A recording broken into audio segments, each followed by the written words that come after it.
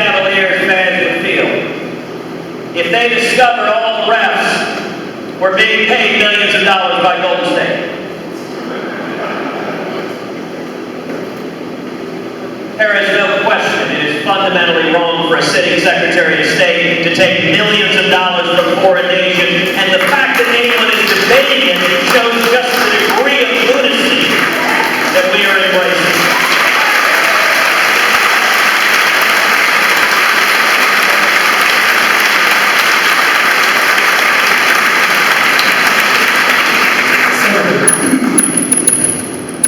You know the attack you're going to get from the liberal mainstream media. And in fact, let me just lay it out in a sense. We have a liberal staff member who works at Intercom. She works for the sales department. I won't give out her name. Now, Jeff, have your lawyers briefed you on the legal doctrine of hostile work environment? But she's a big Hillary supporter. And so our executive producer, Cooksey, spoke with her yesterday. She's here in the audience. I won't single her out. But he said, you know, what do you think of Ted Cruz? And here's what she said. Ted Cruz on abortion is an extremist. Ted Cruz on same-sex marriage is an extremist. Ted Cruz on education is an extremist. Ted Cruz, when it comes to the Middle East, is an extremist. It's extremist, extremist, extremist, extremist. So let me ask you this question, because you know you're going to get it again and again and again. Is Ted Cruz a radical right-wing extremist? You know, it's interesting. I met that member of your staff backstage. And one of her colleagues outed her as a fan of Hillary. And I did point out to her, I said, listen, I'm trying very, very hard to help Hillary Clinton keep making millions of dollars giving speeches for the rest of her career.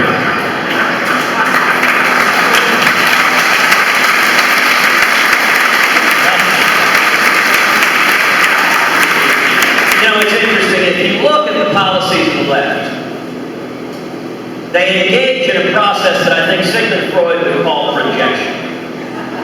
Look at every one of those issues you went through and let's examine where Hillary Clinton's views are. Let's start with abortion. Hillary Clinton's views on abortion is abortion should be legal in every instance, no matter what, up till the moment of birth.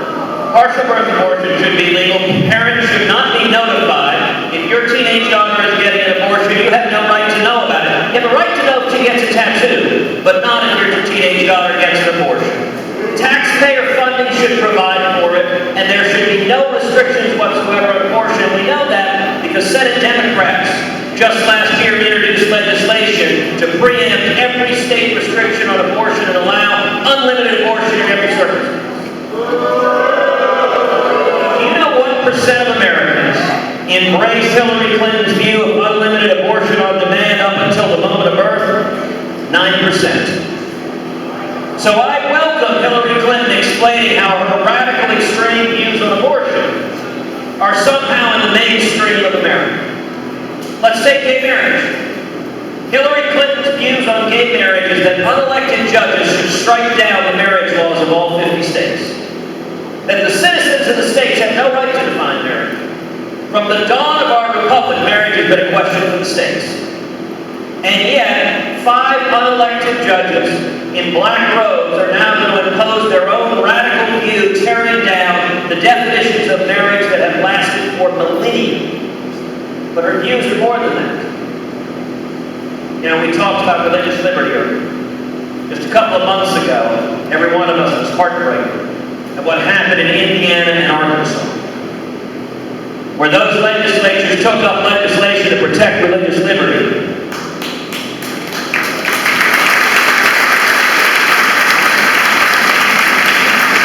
There was a perfect storm of the modern Democratic Party, which has become so radical and extreme in its devotion to mandatory gay marriage, that there is no room in the Democratic Party for anyone defending the religious liberty protected in the First Amendment of the Constitution.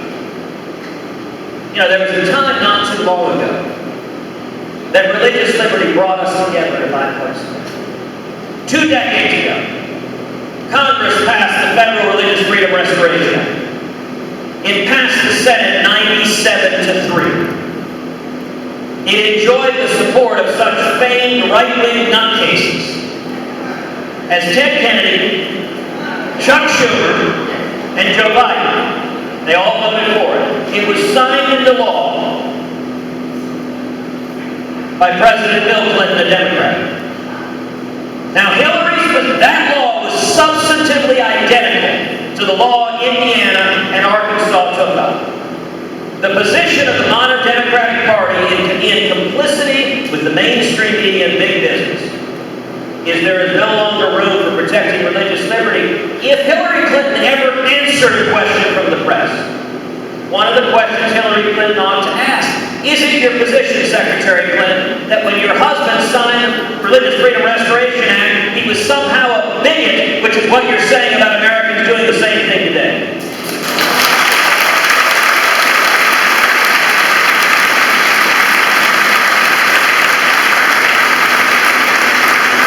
Here's the dynamic that plays out, Jeff. Conservatives win when we effectively articulate what it is we believe now.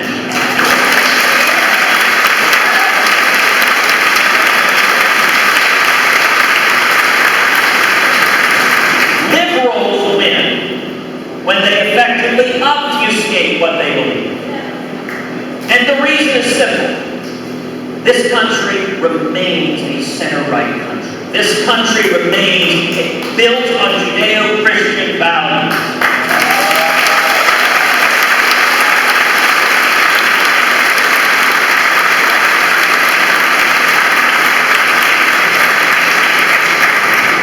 Here's what I believe. I believe in common sense principles, like live within our means. Don't bankrupt our kids and grandkids.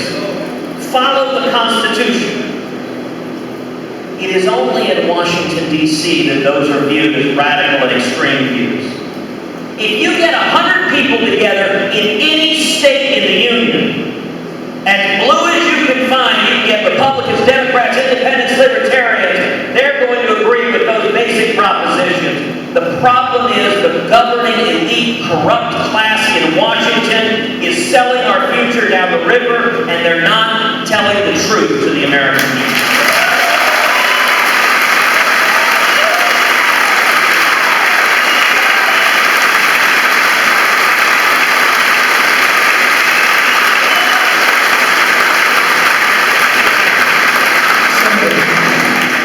Tomorrow, the Senate returns. They're going to take up the NSA. Rand Paul says he's going to make a stand on behalf of civil liberties and privacy and Fourth Amendment. My question to you is this: where does Senator Ted Cruz stand on the NSA surveillance program? Do you think it's time to repeal it? So, I'm an original sponsor of what's called the USA Freedom. USA Freedom Act, I've joined with Senator Mike Lee. It's bipartisan legislation. The USA Freedom Act does 2 things. Number 1, the USA Freedom Act ends the federal government's bulk collection of phone metadata for law-abiding citizens.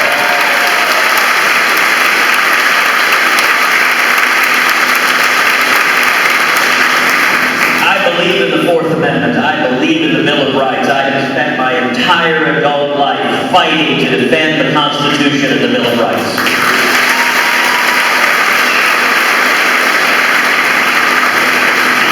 The federal government should not be collecting the phone or email data of law-abiding citizens across this country. It is time for that to end.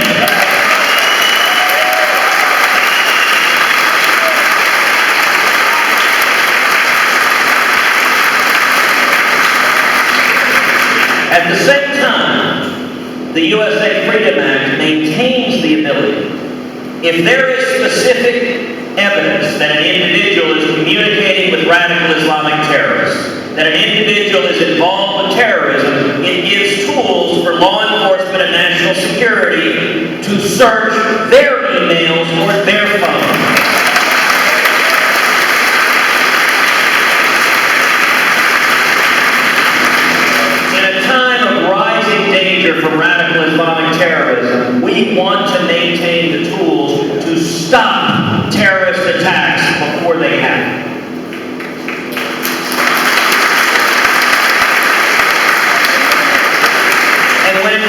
the Fourth Amendment. What the Fourth Amendment prohibits is unreasonable searches and seizures. The reason we should end the bulk collection of phone metadata is seizing everyone's information across the country, all 330 million of us, is unreasonable because there's no articulate suspicion, no basis to suspect every American of a crime.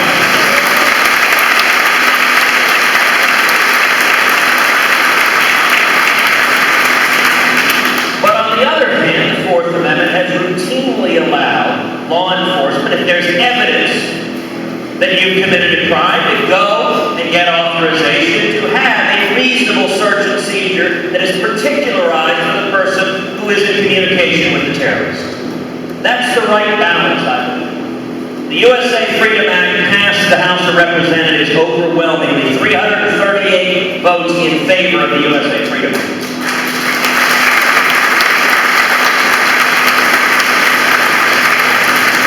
It went to the Senate, and unfortunately last week the Senate didn't take it up. A number of senators filibustered to prevent taking up the USA Freedom Act, and right now it's a combination of two things.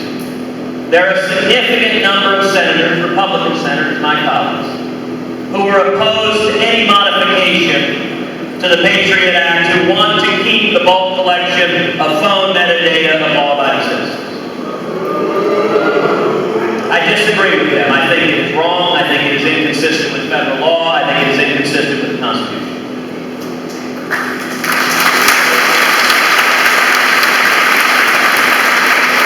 Now, there is also, you mentioned, my friend, Senator Rand Paul. Now, Rand is a friend. He and I have stood together many, many times. Indeed, the first time I ever spoke on the Senate floor was during Rand's filibuster on drones.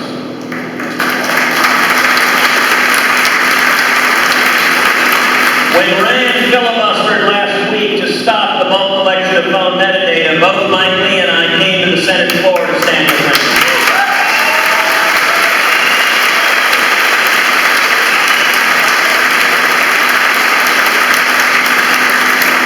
But I will say, both Mike and I disagree with Rand in one aspect of this debate. Rand's position is he wants the Patriot Act to expire entirely without the tools to target terrorists when we know that they have specific communication with radical Islamic terrorists. I don't agree with that. I think we have an obligation to keep Americans safe. And part of the problem of this debate is it's treated as black and white.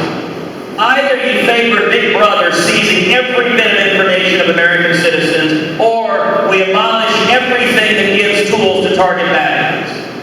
I think it's possible to do both. Protect the Bill of Rights and at the same time